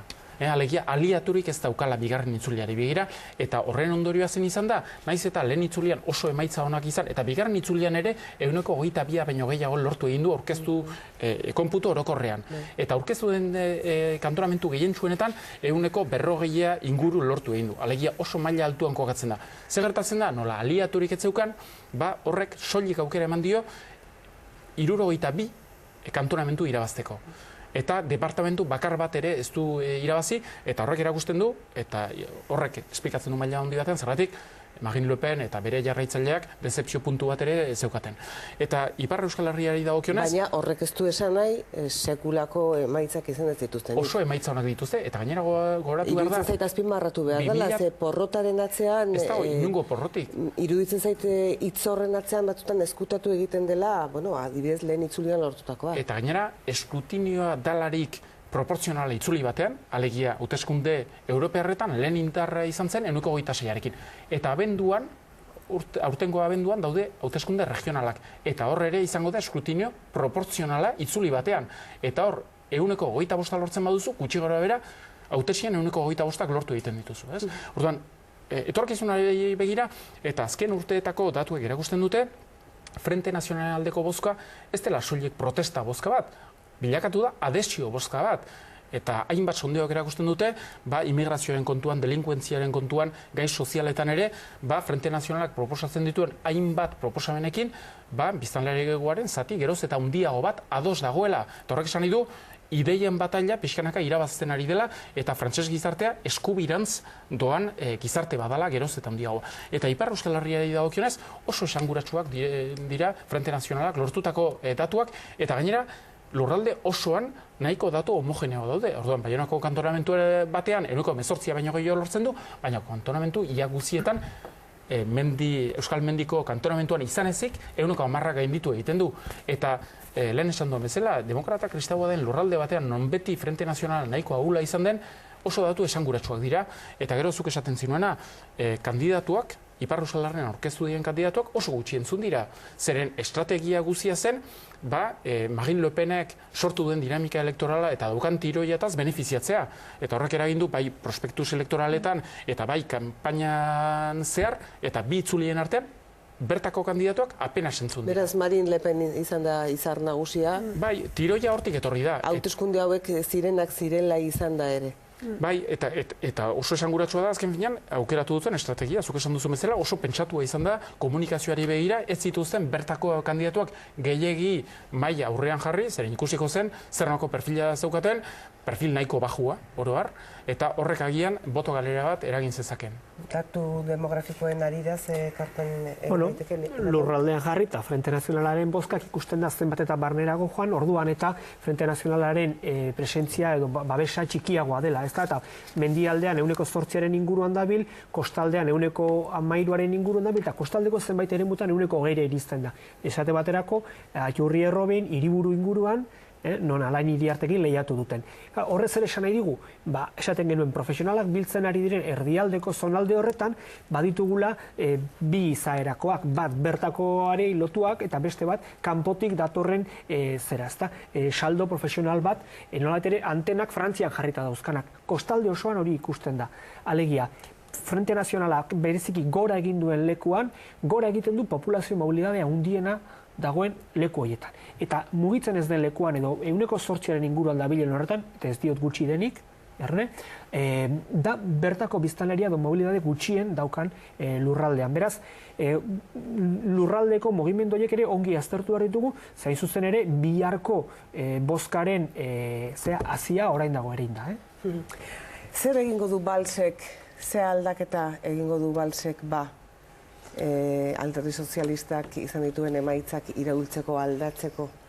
Prezeski, hauteskunde hauek erakutsi dutena da, lehen itzulian, eta hori izan da ezker frantsesari kalte gehien egin diona, izan da kandidatuak maiz modu banatuan eta zatituan aurkeztu direla, alegia berdeak alde batetik, Fondo Igos beste aldetik, eta Alderdi Sozialista beste aldetik. Eta horrek eragin du Frantzia mailan kantonamentuen 4%ean ez dela sailkatu bigarren itzuliari begira, eta azken finean esan daiteke zentro eskuinak lehen itzulian irabazi egin duela. Hori ez da kasualidade bat izan, da azken urteetan, eta batez ere, François Hollandek bere hildo politikoa eraldatu egin zuelarik, eta 2002ko kanpaina elektoralean egin zituen hainbat promesa bertan bera utzi zituelarik. Bere ala eraldatu zuelarik. Hori da, 6 hilabete pasa ziren, eta ja norabide politiko aldatu egin zuen, politika sozioekonomiko askoz ere ortodoxoak martxan jarri zituen, kanpainan zehar esan zuen, bai Frantzia mailan eta bai Europa mailan, hazkunde ekonomikoa eta enplegu sorrera bultzatu nahi zuen, askoz ere politika dinamikoagoak garatu nahi zituela, eta 6 hilabete pasata ikusi zen promesa horiek alde batera utzi eta beste norabide bat hartu zuela. Horrek eragin du bere hauteslegoaren zati batek bizkarra eman diola, baina bere maioria parlamentarioan ere horre galera handiak izan dira. Berden sustengoa galdu egin du. Radikal sozialistak oraindikan gobernuan daude, baina kritika desente egiten dizkiote. Fondo Igos lehen maiorian etzegona, baina erabat oposizioan etzegonak, orain oposizio frontala egiten dio. Eta Alderdi Sozialistaren baitan, badago, Frondeur deitzen diren horiek, legia 45 diputatu, oso kritikoak direnak Alderdi Sozialistaren eta Balsen politikarekin. Horrek zesan nahi du, bere base politikoa asko gutxitu egin dela. Eta igandeko hauteskundeak pasata gero, berriz ere François Hollandek lortu nahi duena, gogoratu behar da 2017an hauteskunde presidenzialak berriz ere daudela, berriz ere maioria bat osatu nahi du. Eta Balsekin lortuko du orain arte ikusitako ikusita? Ez da pertsonarik egokiena, gogoratu behar da hauteskunde primarioak izan zirelarik Alderdi Sozialistean 7%aren sostengoa soilik lortu zuela, eta da Alderdi Sozialistean eskubienen dagon kandidatua, ez? Horrek ze suposatzen du, segurazki ez dela kandidaturik egokiena, berriz ere, bai Fondo Igos zaila izan daiteke, baina gutxienez berdeak erakartzeko eta benetako adostasun bat eta koalizio bat lortu ahal izateko 2017ari begira. Baina argi dagoena da bere politika aldatzen ez badu oso zaila izango zaiola benetako base elektoral hori berriz ere zabaltzea. Neko, eta Sarkozy ikusiko dugu? Bueno, eskuinak badauka oraindik beste komplikatua da eskuinaren egoera ere, zeren eta Sarkozy UMPen badauka nahiko sustengu bere alderdian, baina asmoa dute egitea primario batzuk eta eskuinaren alde bozkatzeko prest legoken jendeak hobetsten du Alain Juppé, Bordeleko alkatea. Eta orduan ez dakigu ze pasako den, Sarkozyk nahi du berriz presidente izan Frantzian, baina bere alderdian baditu lehiakideak eta lehiakide sendoak, orduan ikusiko dugu. Aipatu da hauteskunde hauen ostean indartuta atera oten Nora. Bai, berak hori egiten du. Hori normal bere jokoa da. Gero Juppé ahuldu hor bere lurraldean taula, baina Juppéren estrategia da eskuina eta zentroak bat egitea, eta hemen iparraldean eman duen bezala, beste askotan eman du, beraz ikusiko da eguzkia maitzeko. Bai. Berriz ere UNPren presidentzia lortu zuelarik, nahiko perfil bajua, konsensuala aukeratu zuen, eta horrek hainbat kritika eragin zizkion. Baina azken binean, Sarkozyk bi estrategia zeuzkan. Gogoratu behar da, UNP bera berriz ere presidentzia berreskuratu aurretik, izugarrizko barne zatiketak ezagutu zituela, Kope eta Fionen artean, eta bere lehendabiziko helburua zen bere familia batzea. Eta bigarren estrategia izan da, zentroa eta eskuina batzea kandidatu amankomunak aurkeztu ahal izana. Egia da, orain arte, Juppek ordezkatzen zuela perfil hori. Berak nahi izan duena, esparru hori berak ere okupatzea. Eta emaitza honak lortu izanak, azken finean, bera jartzen du, azken finean, oso posizio egokian etorkizunari begira. Oraindikan, 2007 hemen joan lehenago, badaude hauteskunde regionalak. Eta hor ikusi beharko da, UNPek berak eta UNPek eta UDIk zernoko pixua daukaten, besteak beste Frente Nazionalei dagokionez. Zaizagi gaude regional horiek nahi iritsiko diran, eta begiratuko diegu aurretik Euskal Herrian badauzkagu beste hauteskunde ugari, Euskal Herrian dagoeneko udal eta foru hauteskundeetarako aurre kanpainan, azkenik aurre kanpainan sartuta gaudela esan genezake, orain arteko ez baita aurre kanpainetan, orain bai aurre kanpainan, eta maietzeko hauteskundei begira, eta adi hemengo emaitzei eta hango emaitzei, ez nahola mila eskarka aurrere gurekin izateagatik, eskarrik asko ekarri dizkiguzun datu pila horiekatik, nik uste dut gainera hegoaldetik ulertzeko oso lagungarriak izan direla. Nora Arbelbide, mila eskar gurekin izateagatik, etorri laizter, Guzki Urteaga, mila eskar zuri ere gurekin izateagatik, eta eneko bide gain eskarrik asko oporrak balin badituzue disfrutatu eta atxeden hartu, eta indar berri duta. Eta horrei, jaun Andreok eskarrak esan diguzuen arretagatik, datorren astean guk ez dugu azpimarra gehiago izango, bazko astean programazio ezberdina izango baita Euskal Telebistan, baina bazko astea bukatu eta aurrak berriz ere eskolara atzen direnean, eta betiko martxa orokorrean danok hartzen dugunean hemen izango gara, eta beti bezala badakizu egunak ematen duena, edo gai handiak ditugunean haiek azpimarratzeko prest izango gara. Mila esker izan diguzuen arretagatik, gabon guzti.